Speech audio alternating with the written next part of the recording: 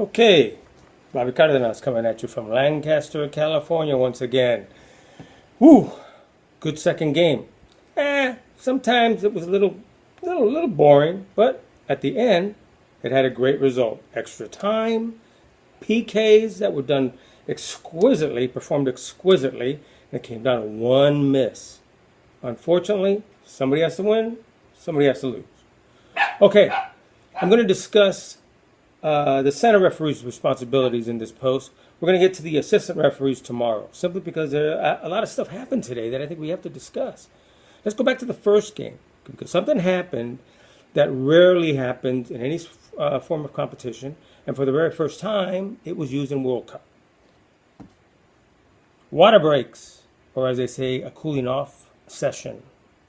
Why is that? Because, once again, we as referees, what's our first and foremost responsibility? Safety of the players. In those kinds of conditions, it's better not to overheat the players. Give them a little break, go over there, get some water, come back, continue the games. We do that in Lancaster all the time. I mean, it gets hot up here. Really hot, okay? So, we saw that. We also saw in the second game, something that the referee did. Hopefully you don't have to do it as often, but he had to send a player off. And why? Two of these. One, two, and the second one, show the red, send off. You know what he also does, that referee, I noticed? Not too many referees do this. I happen to personally do it this way. I keep the yellow card in my front pocket and the red card in my left front pocket. I keep my spare whistle. Remember, whistles, color coordinated. I have one, second, in the pocket. Why? In case you lose one as you're going down the field. That's happened, believe it or not. What else do we use? We use our book. Put in the information in it, right? How do you do that? You got a pen. Other pocket, spare pen, right? And the coin. You have to do coin toss with, right?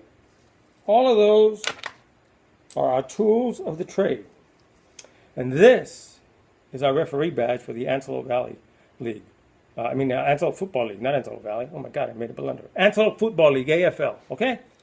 This was my last badge for USSF refs. This was my high school badge, okay? So you can see I'm pretty certified at various leagues, various associations rather, and various levels of play. All right, so I want to touch on something that I saw today online, and I certainly hope it's not true. Because if it is, boy, is this going to be a bad mistake. Apparently, Sepp Blatter and FIFA are actually thinking of replaying the Mexico-Netherlands game. Because in their mind, that penalty called was not a just penalty. I got news for you. Once a result is in, you cannot change it. This is why goal technology was introduced in this World Cup, so that there would be no confusion as to whether the ball actually crossed the whole line. The whole ball has to cross the whole line, either on the ground or in the air, for there to be a goal. And what do? The referees have these special watches. See, got both my watches with a big screen. As soon as that ball goes over the line, within a second, flashes goal, no controversy. So, for plays such as that penalty, that was still controversial, all right? It's up to them now to install an instant replay system. Just for plays like that, not for everything, okay? Plays that really affect the score of the game. Obviously, that one did. Until they do something like that, don't even consider trying to replay a game. That goes totally against everything that we've been taught. Once a referee has finished his report, the match is over, it's over. The only other thing FIFA can do is additional fines or suspensions, as in the case of El Vampiro Suarez. Boom, took it out of here, right? Chiellini. That they can do. And speaking about Suarez, I think he got off lightly, believe me, rather. Because FIFA could have really given him at least a 2-year ban. But I don't think FIFA really wanted to take away from the World Cup again. So they gave him something that seemed very fair, sent a message, and hopefully nobody's going to talk about it anymore.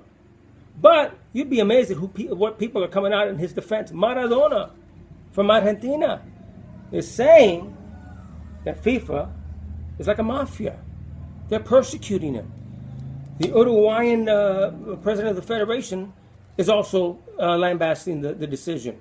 The Venezuelan president of the country is saying that something's wrong here, that the punishment doesn't fit the crime. Really?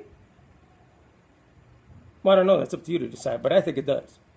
Okay, so Suarez, bad example for kids. Kids shouldn't grow up seeing things like that. Forget it. It's done. History. Can't do any more about it.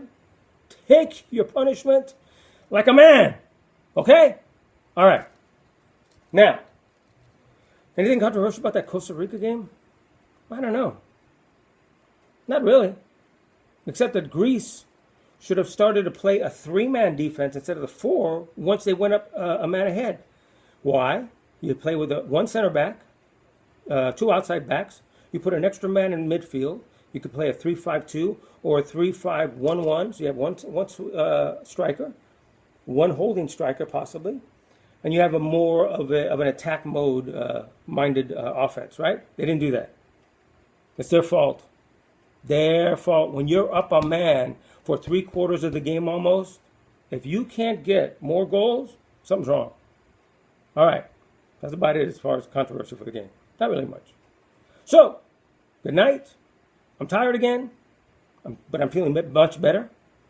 So, until mañana, go USA!